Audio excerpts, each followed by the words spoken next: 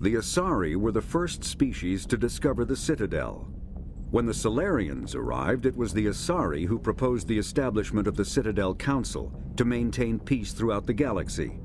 Since then, the Asari have served as the mediators and centrists of the Council. An all-female race, the Asari reproduce through a form of parthenogenesis.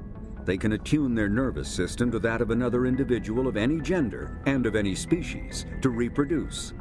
This capability has led to the unseemly and inaccurate rumors about Asari promiscuity. Asari can live for over 1,000 years, passing through 3 stages of life. In the maiden stage, they wander restlessly, seeking new knowledge and experience. When the matron stage begins, they meld with interesting partners to produce their offspring. This ends when they reach the matriarch stage, where they assume the roles of leaders and counselors. The second species to join the Citadel, the Solarians, are warm-blooded amphibians with a hyperactive metabolism. Solarians think fast, talk fast, and move fast. To Solarians, other species seem sluggish and dull-witted. Unfortunately, their metabolic speed leaves them with a relatively short lifespan. Solarians over the age of 40 are a rarity. The Solarians were responsible for advancing the development of the primitive Krogan species to use as soldiers during the Rachni Wars. They were also behind the creation of the genophage bioweapon the Turians used to quell the Krogan rebellions several centuries later. Solarians are known for their observational capability and non-linear thinking.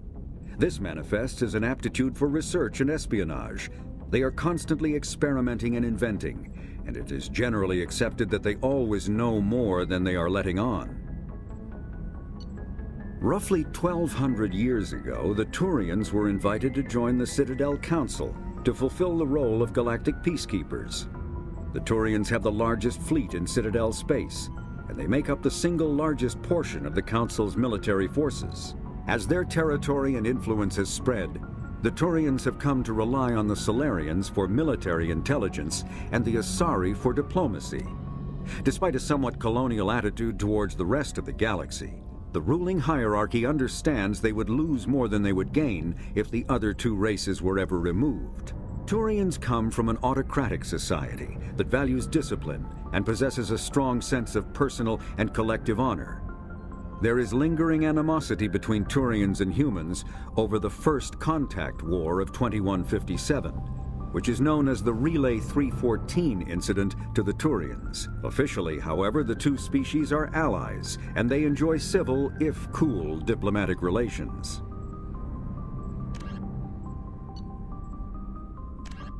"50,000 years ago, the Protheans were the only spacefaring species in the galaxy. They vanished in a swift galactic extinction. Only the legacy of their empire remains. They are believed to have built the mass relays and the Citadel, which have allowed numerous species to explore and expand throughout the galaxy. Prothean ruins are found on worlds across the galaxy.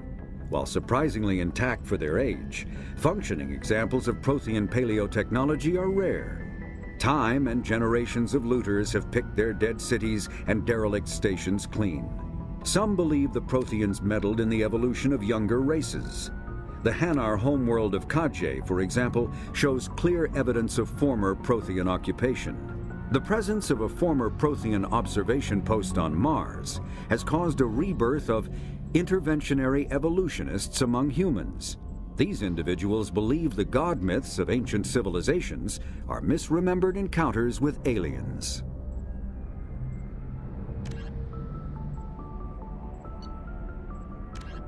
In the early 2160s, the Alliance began aggressive colonization of worlds in the Skyllian Verge, much to the dismay of the Batarians, who had been developing the region for several decades.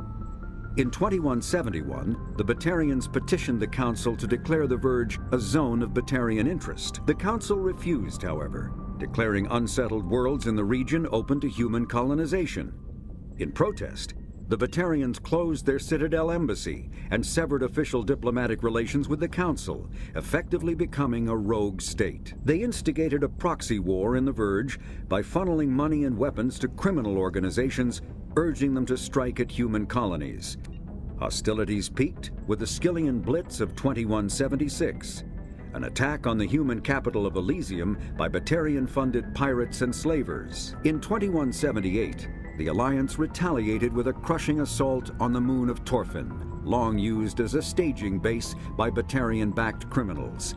In the aftermath, the Batarians retreated into their own systems and are now rarely seen in Citadel space.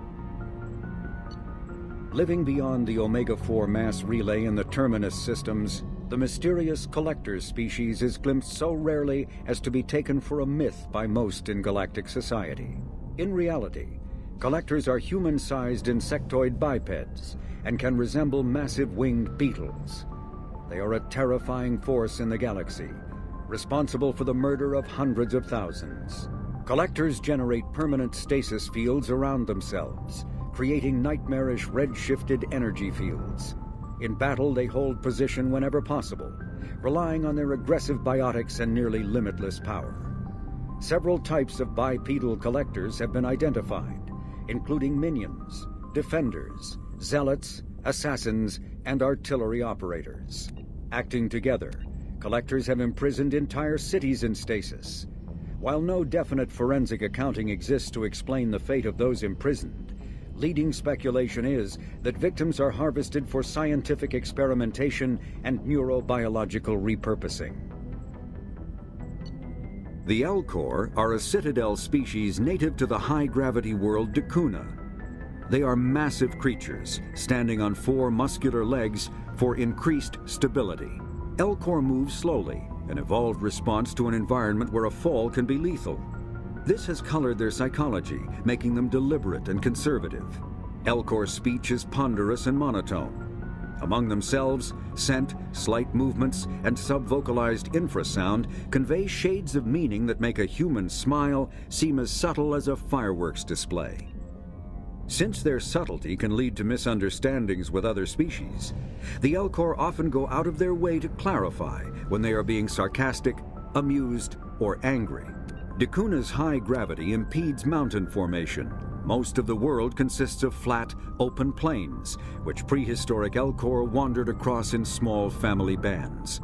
Modern Elcor still prefer open sky and can become restless and uncomfortable on long starship journeys. The Geth are a humanoid race of networked AIs. They were created by the Quarians 300 years ago as tools of labor and war. When the Geth showed signs of self-evolution, the Quarians attempted to exterminate them. The Geth won the resulting war. This example has led to legal, systematic repression of artificial intelligences in galactic society. The Geth possess a unique distributed intelligence.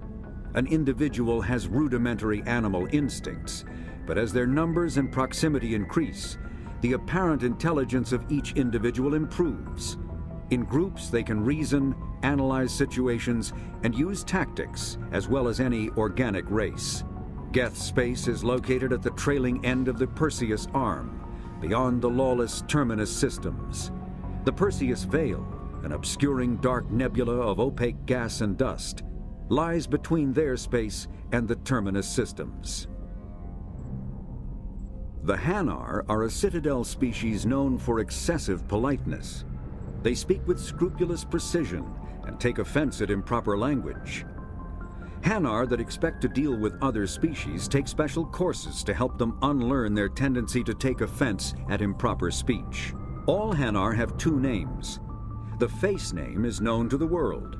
The soul name is kept for use among close friends and relations. Hanar never refer to themselves in the first person in conversation with someone they know on a face name basis. To do so is considered egotistical, so instead they refer to themselves as this one, or the impersonal it. Their homeworld, Kaje, has 90% ocean cover and orbits an energetic white star, resulting in a permanent blanket of cloud. Due to the presence of Prothean ruins on the world, many Hanar worship them, and Hanar myths often speak of an elder race that civilized them by teaching them language. The Krogan evolved in a hostile and vicious environment. Until the invention of gunpowder weapons, eaten by predators was still the #1 cause of Krogan fatalities. Afterwards, it was death by gunshot. When the Solarians discovered them, the Krogan were a brutal, primitive species, struggling to survive a self-inflicted nuclear winter. The Solarians culturally uplifted them, teaching them to use and build modern technology, so they could serve as soldiers in the Rachni War. Liberated from the harsh conditions of their homeworld, the quick-breeding Krogan experienced an unprecedented population explosion. They began to colonize nearby worlds. Even though these worlds were already inhabited, the Krogan rebellions lasted nearly a century, only ending when the Turians unleashed the Genophage, a Solarian-developed bioweapon that crushed all Krogan resistance. The Genophage makes only 1 in 1,000 pregnancies viable, and today the Krogan are a slowly dying breed. Hovering tanks resembling a cross between an octopus and a giant crab, Praetorians are well-armored killing machines of mysterious origin. Praetorians employ redundant systems from the multiple humans encased within them. Armed with eye-mounted particle beams and capable of attacks at close range, they teleport to evade attack while regenerating their shields. Within hours after death, the organic components of Praetorian corpses disintegrate into a denatured pus, while their mechanisms turn to ash. One specimen, autopsied within minutes of death, reveals a clue. Nanomachines may disintegrate the Praetorians' organic and mechanical components before self-destructing. If correct, this self-rendering hypothesis could account for 3 documented cases of dead Praetorians apparently releasing or becoming clouds of neurotoxic gases, causing suffocating paralysis and nearly instant death. In one remote facility, 17 soldiers died from gas inhalation while assessing the Praetorian. Any personnel in the vicinity of dead Praetorians are urged to protect themselves with breathing apparatus. Driven from their home system by the Geth nearly 3 centuries ago, most Quarians now live aboard the migrant fleet, a flotilla of 50,000 vessels ranging in size from passenger shuttles to mobile space stations. Home to 17 million Quarians, the flotilla understandably has scarce resources. Because of this, each Quarian must go on a rite of passage known as the pilgrimage when they come of age. They leave the fleet and only return once they have found something of value they can bring back to their people. Other species tend to look down on the Quarians for creating the Geth and for the negative impact their fleet has when it enters a system. This has led to many myths and rumors about the Quarians, including the belief that underneath their clothes and breathing masks, they are actually cybernetic creatures, a combination of organic and synthetic parts. A myth common to several cultures in the galaxy, Reapers were imagined to be space monsters who consumed entire stars. Archaeologists and mythologists attempting to uncover sources for such myths have yielded little, except interstellar religious themes of all-consuming devils common to primitive cultures. Reaper indoctrination is an insidious means of corrupting organic minds, reprogramming the brain through physical and psychological conditioning, using electromagnetic fields, infrasonic and ultrasonic noise, and other subliminal methods. The Reaper's resulting control over the limbic system leaves the victim highly susceptible to its suggestions. Organics undergoing indoctrination may complain of headaches and buzzing or ringing in their ears. As time passes, they have feelings of being watched and hallucinations of ghostly presences. Ultimately, the Reaper gains the ability to use the victim's body to amplify its signals, manifesting as alien voices in the mind. Indoctrination can create perfect deep cover agents. The Reaper's suggestions can manipulate victims into betraying friends, trusting enemies, or viewing the Reaper itself with superstitious awe. Should a Reaper subvert a well-placed political or military leader, the resulting chaos can bring down nations. Long-term physical effects of the manipulation are unsustainable. Higher mental functioning decays, ultimately leaving the victim a gibbering animal. Rapid indoctrination is possible, but causes this decay in days or weeks. Slow, patient indoctrination allows the thrall to last for months or years. the flagship of the rogue ex-Spectre Saren Arterius. Sovereign is a devastating dreadnought of unprecedented power. At 2 kilometers long, Sovereign was believed to have been powered by a gigantic Element Zero core, the only energy source potent enough to land the massive vessel on a planet. During the Eden Prime War, the ship unleashed its peerless destructive force against which Citadel Council ships were defenseless. With a virtually indestructible flagship and a crew of fanatic Geth and Krogan, Saren nearly succeeded in wiping out all his enemies. Only the resourcefulness and bravery of the commander and crew of the SSV Normandy stopped him. The overwhelming power of Sovereign ignited bizarre speculation in tabloid media that the vessel was sent by extragalactic invaders, or was, despite indeterminate photographic evidence at best, a single giant robot. Some sources even claimed that Sovereign was alive. Such conjecture, however baseless, remains to this day. The Volus are a member species of the Citadel with their own embassy, but they are also a client race of the Turians. Centuries ago, they were voluntarily absorbed into the hierarchy, effectively trading their mercantile prowess for Turian military protection. Erun, their homeworld, lies far beyond the normal life zone of its star. However, the world has a high-pressure greenhouse atmosphere that traps enough heat to support an ammonia-based biochemistry. As a result, the Volus must wear pressure suits and breathers when dealing with other species, as conventional nitrogen-oxygen air mixtures are poisonous to them, and in the low-pressure atmospheres tolerable to most species, their flesh will actually split open. Volus culture is tribal, bartering lands and even people to gain status. This culture of exchange inclines them to economic pursuits. It was the Volus who authored the Unified Banking Act, and they continue to monitor and balance the Citadel economy. Although they resemble a mammal-reptile cross, the Vorcha have no terrestrial analog. They are humanoid in form, but Vorcha have clusters of non-differentiated neoblast cells, like those of Earth's planarian worms. Damaged Vorcha cells mature into specialized structures to alleviate injury or stress. Transformations include thicker skin following injury, lung adaptation for barely breathable atmospheres, and stronger cardioskeletal muscle under high gravity. Skull capacity and brain size do not change, and Vorcha rarely make more than one somatic overhaul. Vorcha assault each other frequently, causing their young to gain strength, intelligence, and resilience. As a result, Vorcha see inflicting and receiving pain as normal communication. Few Vorcha study professions, in part because their average life expectancy is only 20 years. Because Vorcha can eat and breathe nearly anything, they can live almost anywhere. But racism prevents them from integrating into most societies that dismiss them as vermin. They have few employment options beyond Krogan mercenary bands.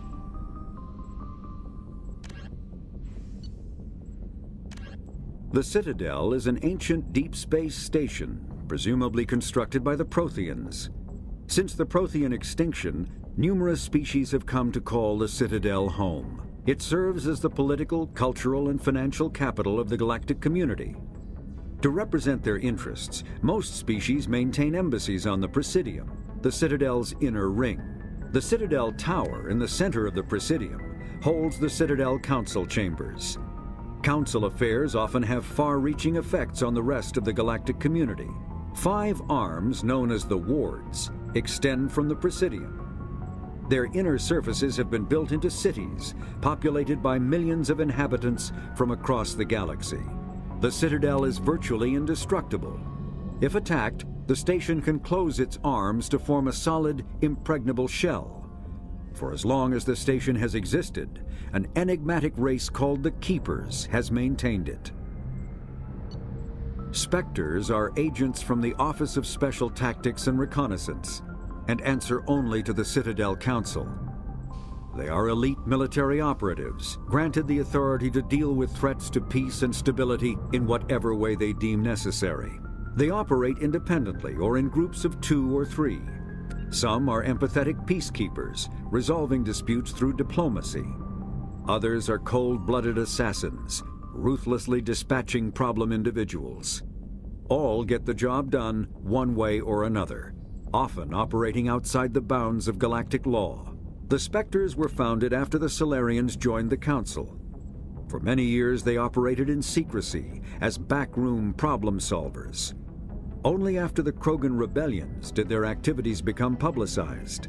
Assignment of a Spectre is less contentious than a military deployment, but makes it clear that the Council is concerned about a situation.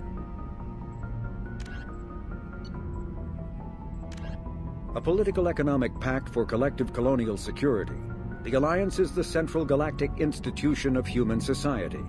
The Alliance gained associate membership to the Citadel Council in 2165 and full membership in 2183, with Ambassador David Anderson representing humanity.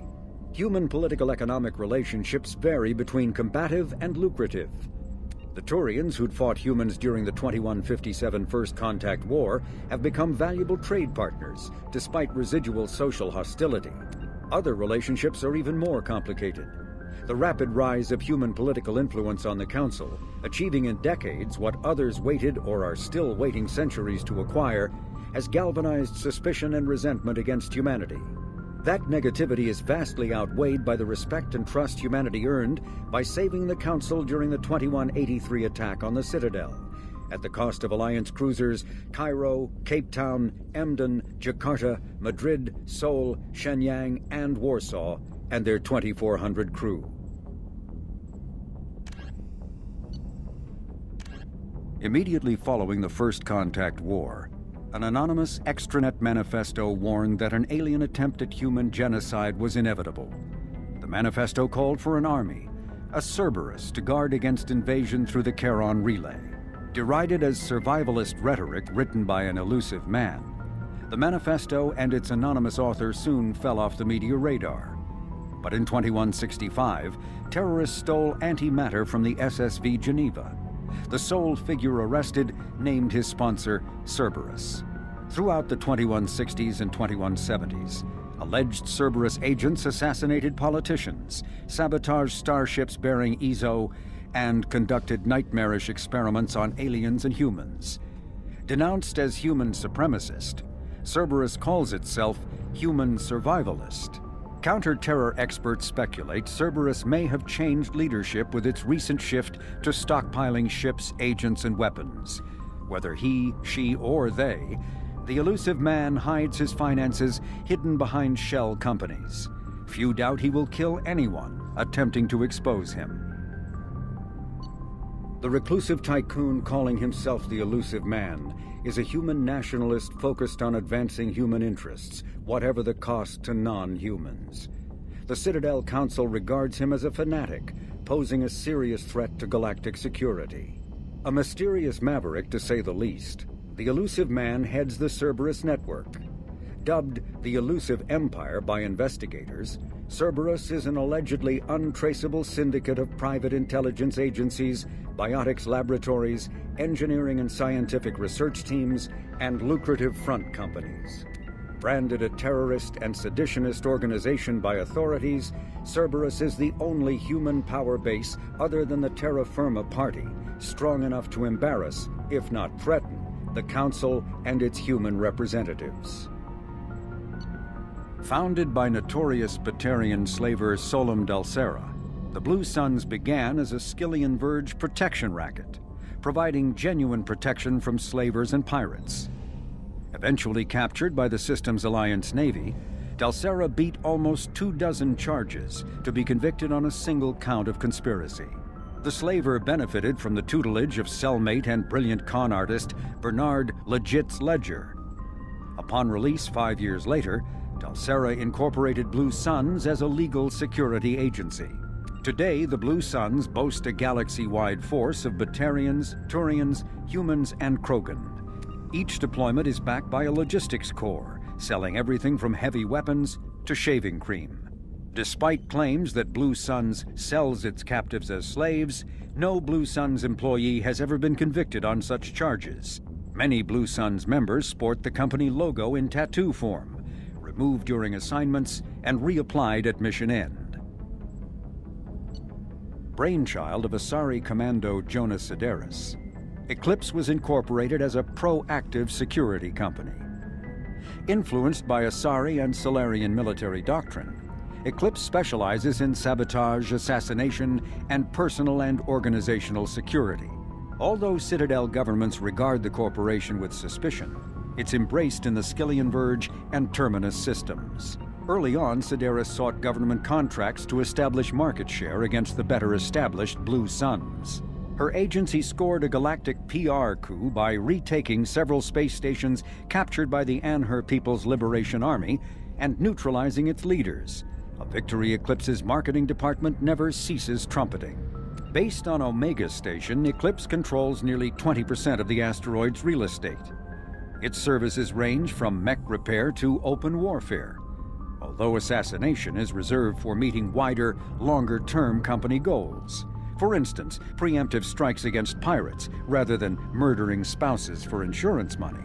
Despite numerous reports, Eclipse denies sabotaging or kidnapping business rivals. Originally a small Terminus Systems Vorcha gang, the Blood Pack was transformed into a legion by visionary Krogan battlemaster Gunnar Rang. Exiled for striking a female in anger, Rang obsessed over reclaiming his lost status. Leading the Vorcha Pack as a pirate crew, Rang cultivated recruits and infamy for a decade before incorporating his fighters as a security company across the Skillian Verge. His notoriety ensured his initial public offering for investors made him rich beyond most Krogan's dreams. Rang returned triumphantly to his clan, rallying elders, Krogan hordes, and their firepower and biotic support toward professional violence in the Terminus systems. Banned from Citadel space, the Blood Pack bribes its way through spaceports into armed conflicts across the galaxy. Priding themselves for accepting otherwise untouchable contracts, the Blood Pack rejects bodyguarding and security in favor of cases requiring minimal oversight and maximal violence. Humans detected Aiea as an Earth-type world via telemetry in 2165. After probe surveys indicated life, lush vegetation, ample fresh water, and breathable air, the Alliance upgraded the planet to a garden world colonization priority. Commanded by Captain Ronald Taylor, the crew of Alliance survey vessel Hugo Gernsback made planetfall on the jungle world in 2173. Soon after, ship transmissions inexplicably stopped. While the precise fate of the Hugo Gernsback command and crew is unknown, they are presumed killed in action and their vessel destroyed. Freedom's Progress colony was once a typical Alliance settlement, but following complete communications blackout and its apparent destruction, is now a lightning rod for anxiety and dread in the galactic human community. The communications blackout followed an upgrade of the colony's small military force, supplemented by mechs and security drones, with high-powered, tower-mounted Guardian lasers. Colonists complained about construction cost overruns, delays, noise, and damage to the local environment.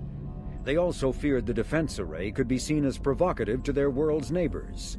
Such fears may not have been baseless. Authorities have still offered no explanation for the communications blackout, fueling rumors of plagues, natural disasters, or a cult-inspired mass suicide. Located in strategically insignificant space, Freedom's Progress colony had once offered residents spectacular rainbows, lush marshlands, and stunning mountain ranges. Its potential as an agricultural settlement and tourism wonderland rivaled that of any Alliance colony. Before the Geth Revolt 300 years ago, the Quarians colonized Haestrom to study the mysterious instability of its sun, which threatened premature eruption into a red giant. As a scientific outpost of minimal military value, Haestrom was ill-equipped to repel Geth forces during the insurrection and fell quickly under their control. Captured Geth planetary survey data indicates that despite sustaining damage during the war, Haestrom's architecture remains as it was 300 years ago, preserving a Quarian architectural style that no longer exists anywhere else in the galaxy.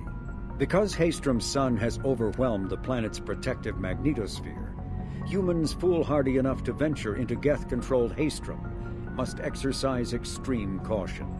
Minutes of radiation exposure will overload shields, and hours of exposure will kill. Furthermore, solar output renders surface-to-orbit communication nearly impossible. A typical terminus colony possessing minimal tourist value, Horizon promises substantial economic opportunity, especially in providing new products for humans and supplying the Turian hierarchy. Surveyed 18 years ago, Horizon received pilot habitation 4 years later. The colony proper is now 8 years old. Blessed with verdant forests and abundant fresh water, Horizon maintains a colonial culture that thrives as a refuge from the increasing restrictions of Citadel-governed society. Horizon has attracted numerous dissidents, marginal people, and fringe dwellers from across Alliance space. A regional hub of Asari commerce awash in riches, Ilium is infamous for its abusive labor practices and legalization of nearly everything except murder. As such, Ilium is the preferred production site for weapons and pharmaceuticals that would be illegal nearly everywhere else, made even more lucrative by legal indentured servitude.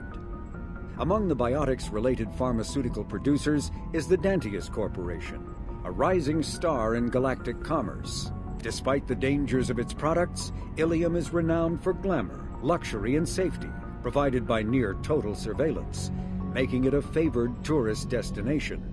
Countless celebrities maintain palatial estates on Ilium and in its capital Nos Astra.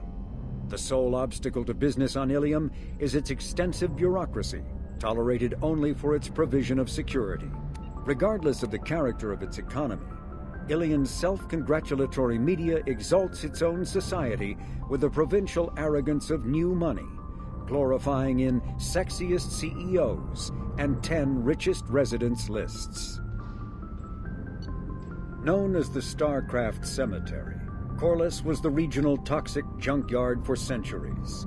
Ships reaching astronautical near-death at connecting mass relays were sent to Corliss, stripped of every useful component, then dumped planetward to clear shipping lanes.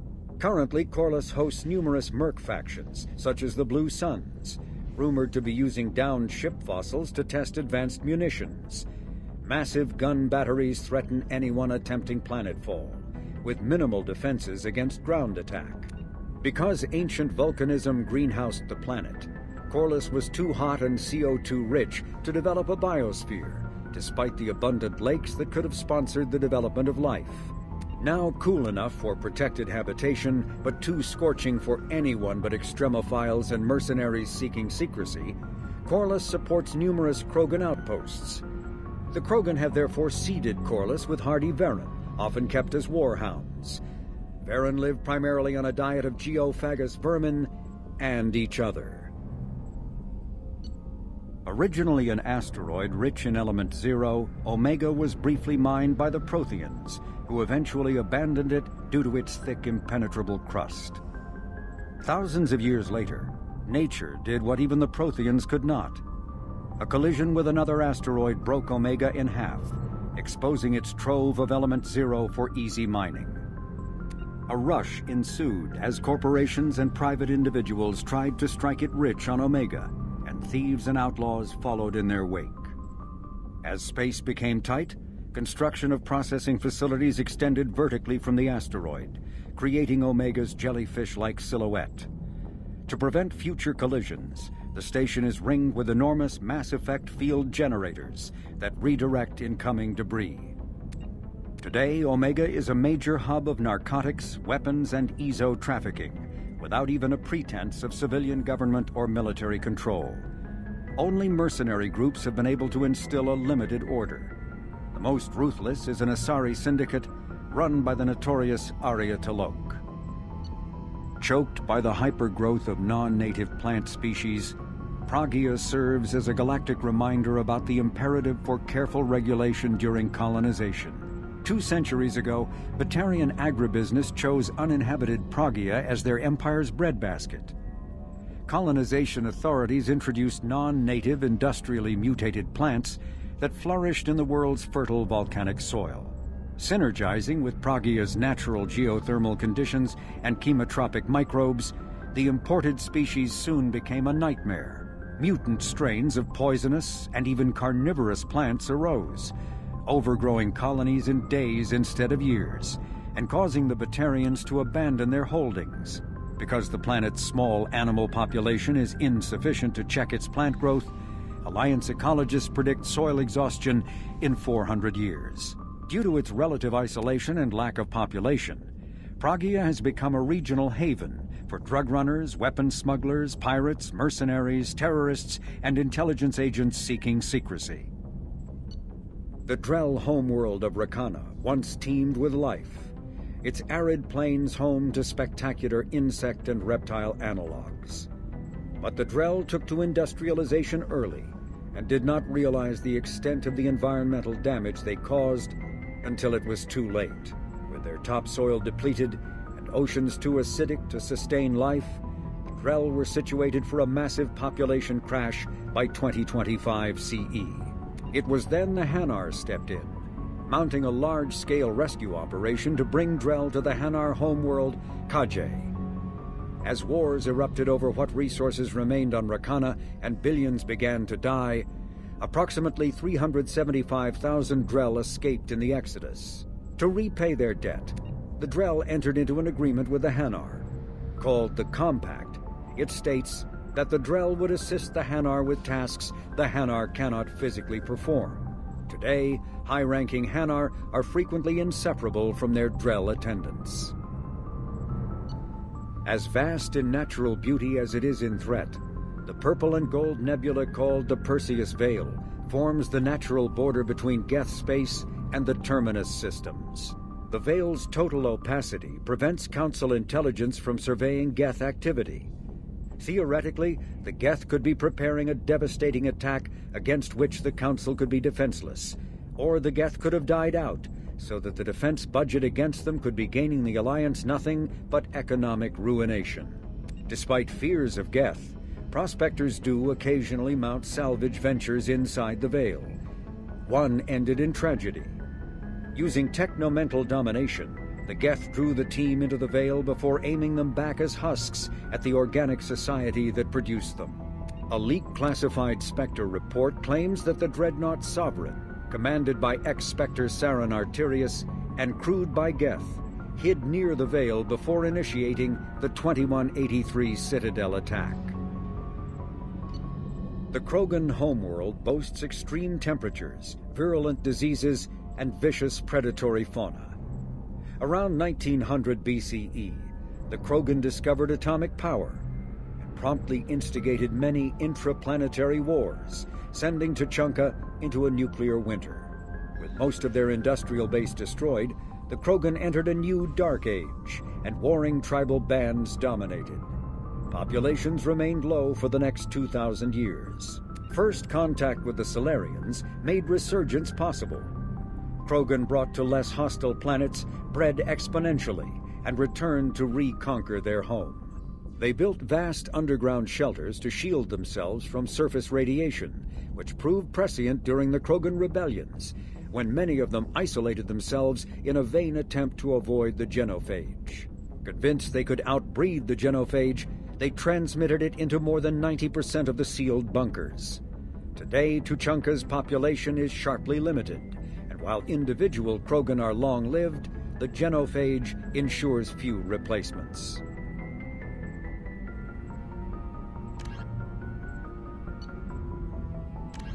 Asari-made Solaris armor can resist even the tremendous heat and kinetic energy of starship weapons. The armor is nearly unsurpassed in strength because its central material, carbon nanotube sheets woven with diamond chemical vapor deposition, are crushed by mass effect fields into super-dense layers able to withstand extreme temperatures. That process also compensates for diamond's brittleness. Diamond armor itself has two limiting disadvantages. First, while nanotubes and CVD diamond construction has become cheaper in recent years, it remains prohibitively expensive to coat starships or aircraft larger than fighters in Solaris material. Second, the armor must be attached to the ship's superstructure, so shock waves from massive firepower can still destroy the metals beneath the armor itself.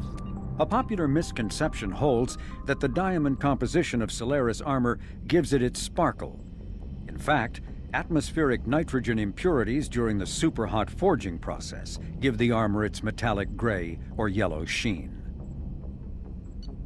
Cyclonic barrier technology, CBT, attempts to solve the higher-end limitations of traditional kinetic barriers. Traditional barriers cannot block high-level kinetic energy such as disruptor torpedoes because torpedo mass effect fields add mass. The CBT violently slaps aside rather than halting incoming linear force.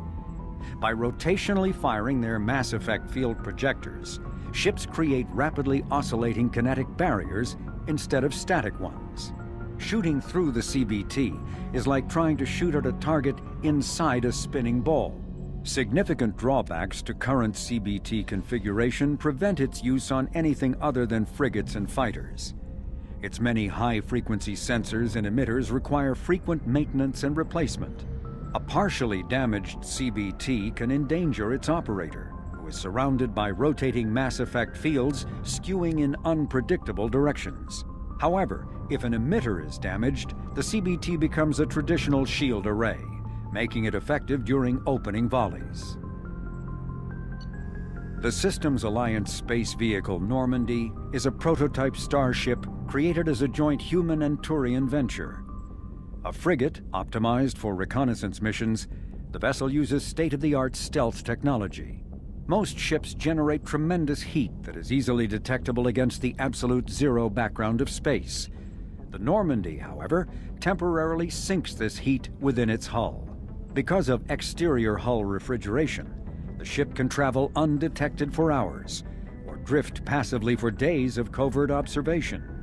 That heat sinking carries the risk of cooking the crew alive if the stored heat is not eventually radiated. Also contributing to stealth is the Normandy's revolutionary Tantalus drive, a mass effect core double the standard size.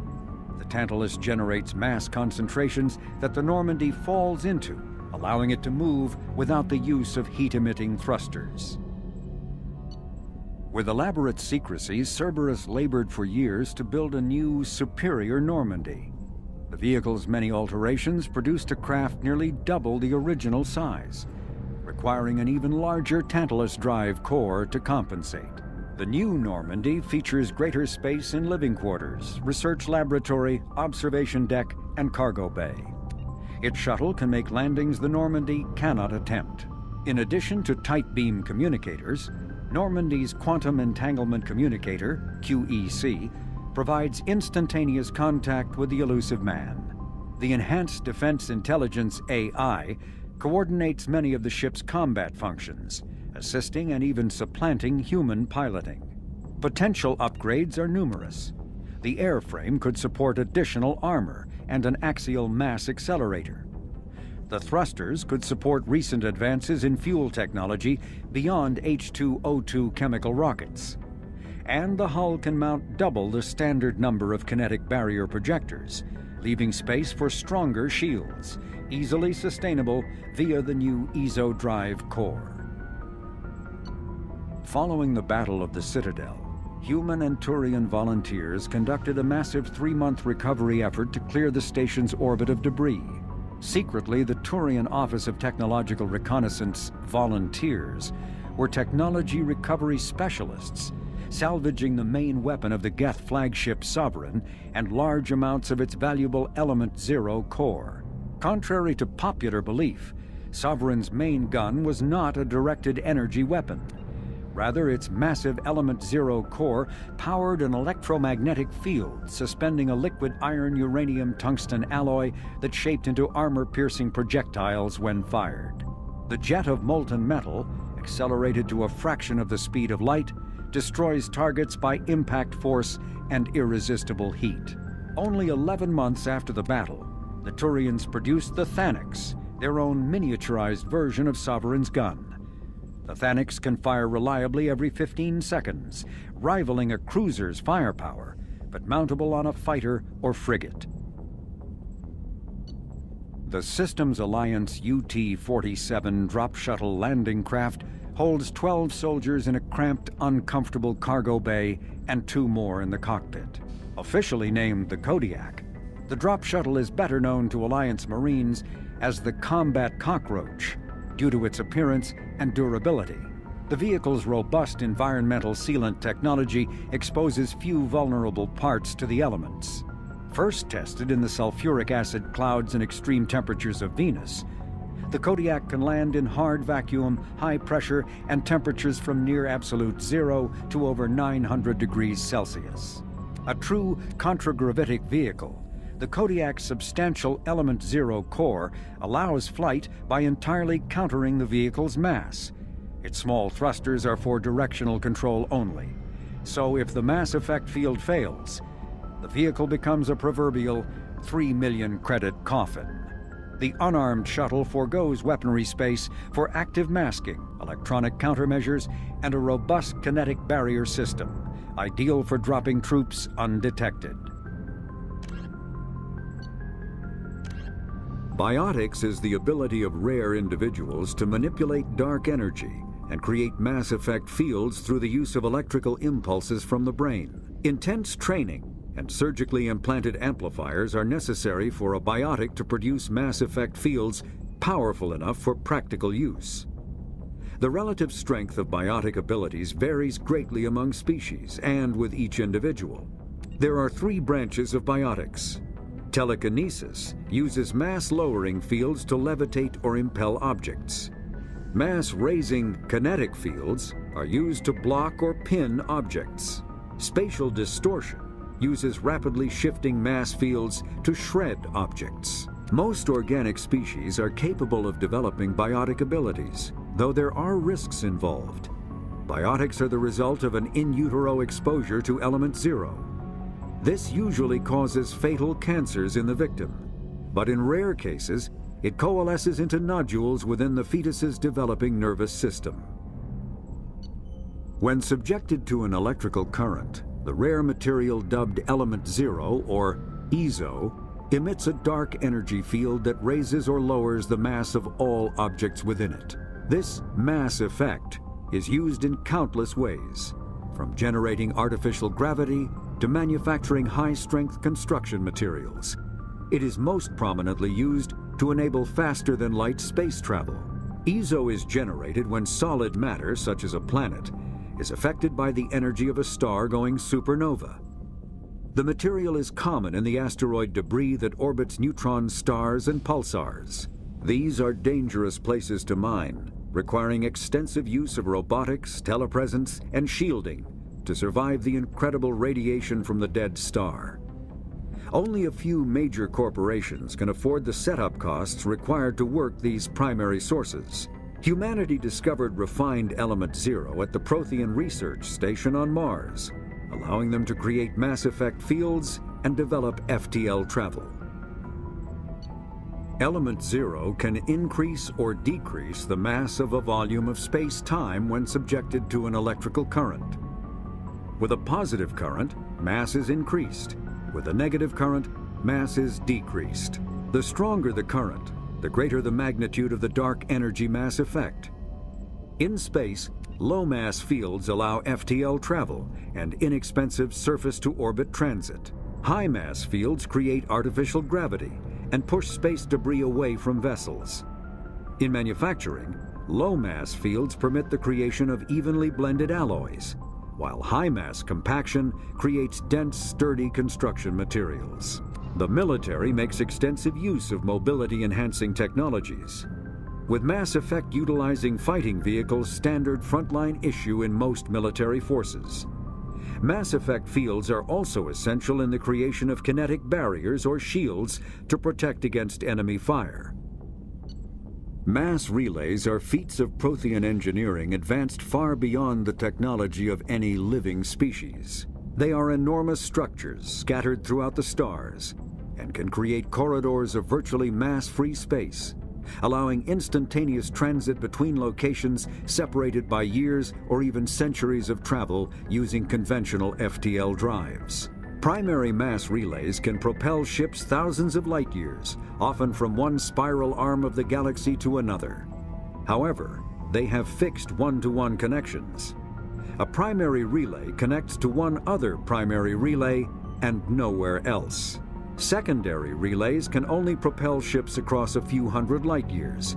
However, they are omnidirectional. A secondary relay can send a ship to any other relay within its limited range. There are many dormant primary relays whose corresponding twins have not yet been located. These are left inactive until their partner is charted, as established civilizations are unwilling to blindly open a passage that might connect them to a hostile species.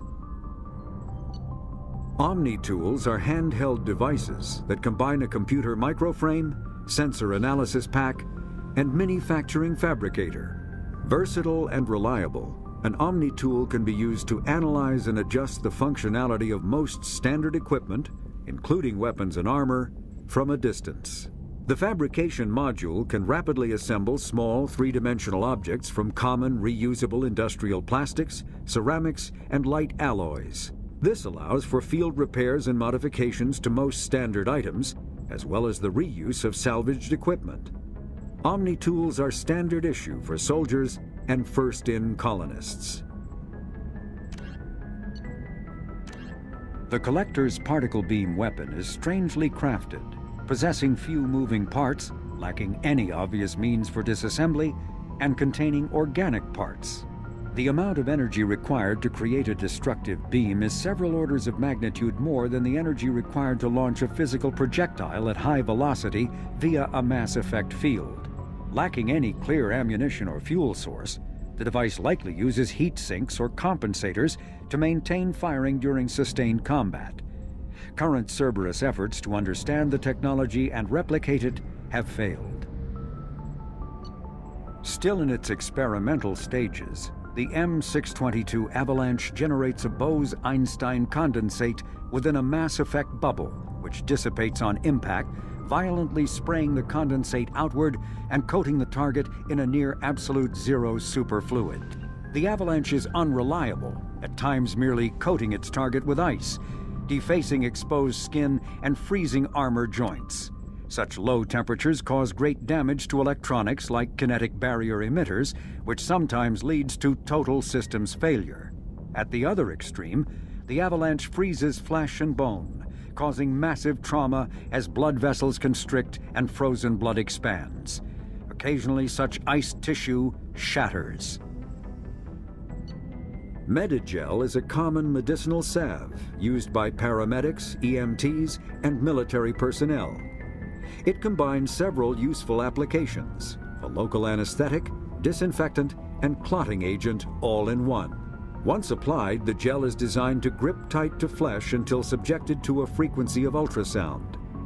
It is sealable against liquids, most notably blood, as well as contaminants and gases. The gel is a genetically engineered bioplasm created by the CERTA Foundation, a medical technology megacorp based on Earth.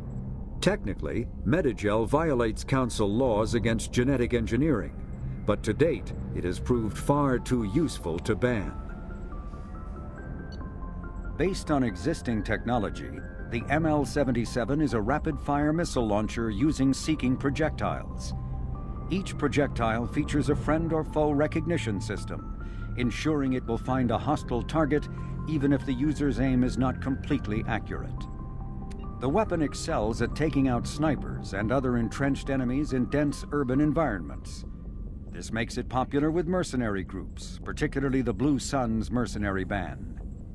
Missile launchers have been appearing with increasing frequency in the Terminus system, but their point of manufacture is unknown. Legal duplication of missile launchers is difficult due to fabrication rights management, FRM, technology.